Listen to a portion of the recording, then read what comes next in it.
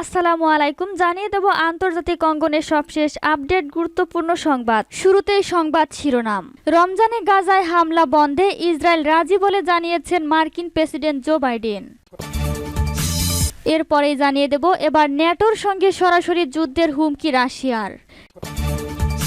এদিকে গাজায় বন্দি বিনিময় ও যুদ্ধবিরতি চুক্তির সম্ভাবনা দেখছে কাতার। হামাসের প্রতিক্রিয়া আসেনি। অন্যদিকে প্রেসিডেন্ট আলভির পার্লামেন্ট অধিবেশন না ডাকার সিদ্ধান্ত সঠিক বললেন ইমরান খান।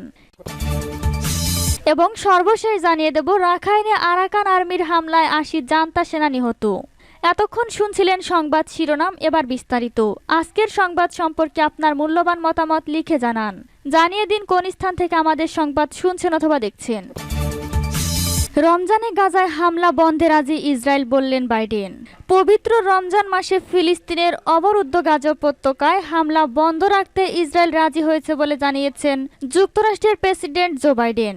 মার্কিন সংবাদ মাধ্যম এনবিসির এক অনুষ্ঠানে তথ্য জানান তিনি। খবর রয়টার্সের। বাইডেন বলেন, রমজান আসছে, এই রমজান মাসে গাজায় কোনো ধরনের সামরিক অভিযান না চালানোর বিষয়ে রাজি হয়েছে ইসরায়েলি পক্ষ। হামাসের হাতে বন্দী জিম্মিদের মুক্তি করাতে আমাদের সময় দিতেই রাজি হয়েছে ইসরায়েল। চলতি বছর আগামী ১০ বা ১১ মার্চ রমজান মাস শুরু হবে, শেষ হবে আগামী ৯ বা ১০ এপ্রিল। এই এক মাস রোজা রাখবেন বিশ্বের সব মুসলিম। এর আগে এক এক্স বার্তায় ইসরায়েলি প্রধানমন্ত্রী বেনিয়ামিন নেতানিয়াহু বলেন, আমরা আমাদের জিম্মিদের মুক্তির জন্য আরেকটি রূপরেখা পেতে কাজ করছি। তাই আমি প্যারিসে একটি প্রতিনিধি দল পাঠিয়েছি। আমরা পরবর্তী পদক্ষেপ নিতে আলোচনা করব। নেতানিয়াহুর এমন বার্তার পর জানা যায় চলতি সপ্তাহে অধিকতর আলোচনার জন্য একটি প্রতিনিধি দল কাতারে পাঠাবে ইসরায়েল। অন্যদিকে হোয়াইট হাউসের জাতীয় নিরাপত্তা উপদেষ্টা জ্যাক সুলিভান বলেছেন, বন্দি মুক্তি ও অস্থায়ী যুদ্ধবিরতির মূল রূপরেখা সম্পর্কে একটি বোঝাপড়া হয়েছে। গত ৭ অক্টোবর দক্ষিণ ইসরায়েলে প্রবেশ করে নজিরবিহীন হামলা চালিয়েছে ১২০০ ইসরায়েলিকে হত্যার পাশাপাশি প্রায় ২৫০ ইসরায়েলি ও বিদেশি নাগরিককে গাজায় বন্দী করে নিয়ে আসে হামাস। একই দিন হামাসকে নির্মূল এবং বন্দীদের মুক্তি নিশ্চিত করতে ফিলিস্তিনি স্বাধীনতাকামী এই সংগঠনের বিরুদ্ধে যুদ্ধ ঘোষণা করে ইসরায়েল। গত নভেম্বরে ৭ দিনের যুদ্ধবিরতি চুক্তির বিনিময়ে ১১০ ইসরায়েলি বন্দীকে হামাস মুক্তি দিলেও এখনও তাদের হাতে ১৩০ জনের মতো বন্দী আছেন। এমন পরিস্থিতিতে হামাসের হাতে বন্দী ইসরায়েলিদের মুক্তি এবং গাজায় যুদ্ধবিরতি কার্যকরে দেশ বিদেশ থেকে চাপে আছেন নেতানিয়াহু। প্রায় প্রতিদিন বিশ্বজুড়ে লাখ লাখ মানুষ যুদ্ধ বন্ধ এবং বন্দীদের মুক্তির দাবিতে বিক্ষোভ করছেন। এবার ন্যাটোর সঙ্গে সরাসরি যুদ্ধের হুমকি রাশিয়ার। যুক্তরাষ্ট্রের নেতৃত্বাধীন পশ্চিমা সামরিক জোটের কোনো ইউরোপীয় সদস্য ইউক্রেনে সেনা পাঠালে জোটটির সঙ্গে সরাসরি যুদ্ধ অনিবার্য হয়ে উঠবে বলে সতর্ক করেছে রাশিয়া। এক প্রতিবেদনে তথ্য জানিয়েছে ব্রিটিশ বার্তা সংস্থা রয়টার্স। ২০২২ সালের ২৪শে ফেব্রুয়ারি রাশিয়া হামলা চালালে ইউক্রেন যুদ্ধ শুরু হয়। ২ বছর গড়িয়ে ৩ বছরে পা দিলেও এখন এই যুদ্ধ শেষের কোনো দৃশ্যমান লক্ষণ নেই। এই যুদ্ধ ঘিরে ১৯৬২ সালের কিউবা ক্ষেপণাস্ত্র সংকটের পর পশ্চিমাদের সঙ্গে সবচেয়ে ভয়াবহ টানাপোড়েনে জড়িয়েছে রাশিয়া। এমনকি রুশ প্রেসিডেন্ট ভ্লাদিমির পুতিন ন্যাটো ও রাশিয়ার মধ্যে সরাসরি যুদ্ধের ঝুঁকি সম্পর্কে বেশ কয়েকবার সতর্ক করেছেন। তবে এবারের বিতর্ক পুতিন শুরু করেননি, শুরুটা করেছেন ফ্রান্সের প্রেসিডেন্ট ইমানুয়েল মাখো। তিনি ইউক্রেনে যুদ্ধ করতে ইউরোপীয় সেনা পাঠানোর দরজা খোলা রাখার বিষয়ে কথা বলেছেন। ইমানুয়েল মাখো বলেন, রাশিয়াকে দমনের কৌশল খুঁজছে পশ্চিমারা, এজন্য কোনো সম্ভাবনা বাদ দেওয়া উচিত নয়। রাশিয়া যাতে জিততে না পারে সেজন্য যা করা দরকার আমরা তাই করব। এ বিষয়ে জানতে চাইলে ক্রেমলিনের মুখপাত্র দিমিত্রি পেসকভ বলেছেন, ইউক্রেনে কিছু সেনা দল পাঠানোর সম্ভাবনা নিয়ে ন্যাটোর সদস্যদের আলোচনার বিষয়টি খুবই গুরুত্বপূর্ণ নতুন উপাদান। সেক্ষেত্রে আমাদের ন্যাটোর সঙ্গে সরাসরি যুদ্ধের সম্ভাবনা নয়, অনিবার্যতা সম্পর্কে কথা বলতে হবে।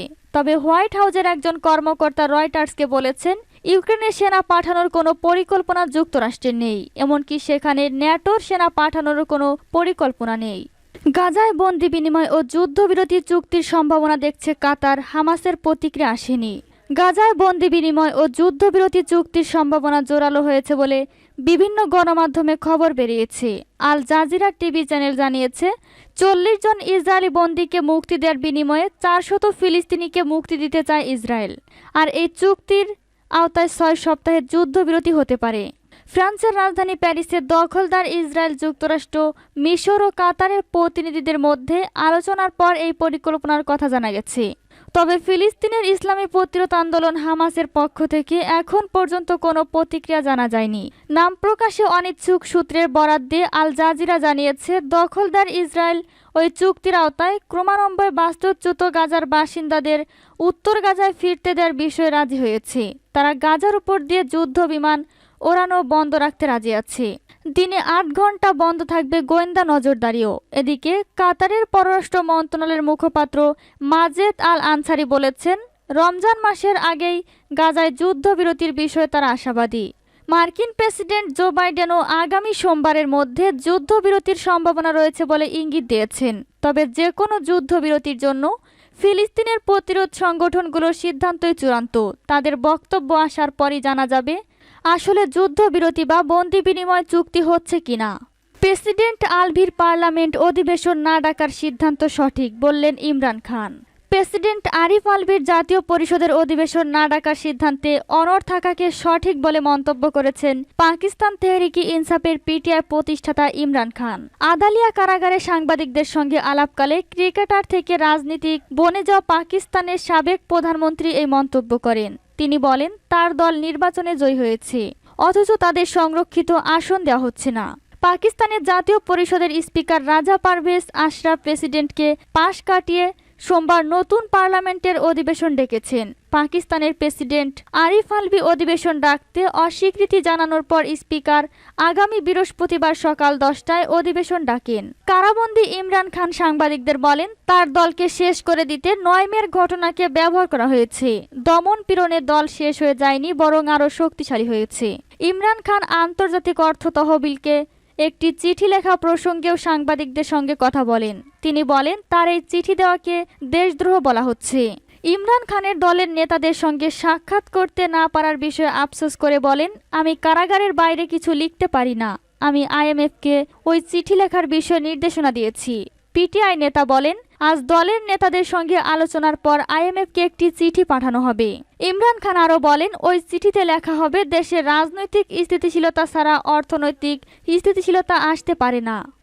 রাখাইনে আরাকান আর্মির হামলায় ৮০ জান্তা সেনা নিহত। মিয়ানমারের রাখাইন রাজ্যের একটি ছোট শহরে জান্তা বাহিনীর প্রায় ৮০ সেনা নিহত হয়েছেন। রাখাইনের রামরি দ্বীপে অবস্থিত এ শহরের নামও রামরি।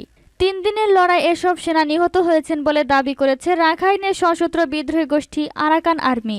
রাখাইনে আরাকান আর্মির সঙ্গে লড়াইয়ের জন্য গত শনিবার রামরিতে নতুন করে সেনা পাঠায় জান্তা সরকার। শনিবার 4টি সামরিক হেলিকপ্টারে করে ১২০ সেনা আসেন রামরিতে। আরাকান আর্মির দাবি, 2 দিনে এসব সেনার 3 ভাগের 2 ভাগ নিহত হয়েছেন। আরাকান আর্মি বলছে, গত শনিবার এসব সেনার প্রায় 60 জন তাদের সঙ্গে লড়াই নিহত হন।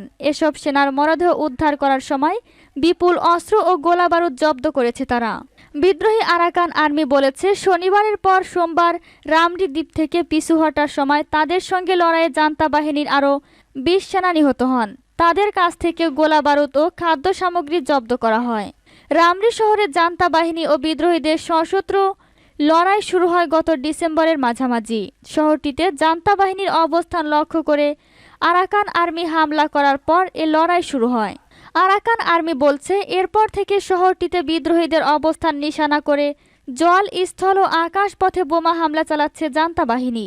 জান্তার হামলায় শহরটির অনেক বাড়িঘর ধসে পড়েছে। এছাড়া শহরের একটি হাসপাতাল ও বিপণী বিতানও ক্ষতিগ্রস্ত হয়েছে। আরাকান আর্মি আরও বলেছে, 17 ফেব্রুয়ারি থেকে এ হামলা শুরুর পর তারা জান্তা বাহিনীর নিয়ন্ত্রণে থাকা বেশ কিছু সেনা চৌকির দখলে নিয়েছে। রামরি ছাড়াও রাখাইনের মিনবিয়া শহরে একটি সামরিক প্রশিক্ষণ কেন্দ্র রক্ষায় গতকাল থেকে বিমান হামলা শুরু করেছে জান্তা বাহিনী।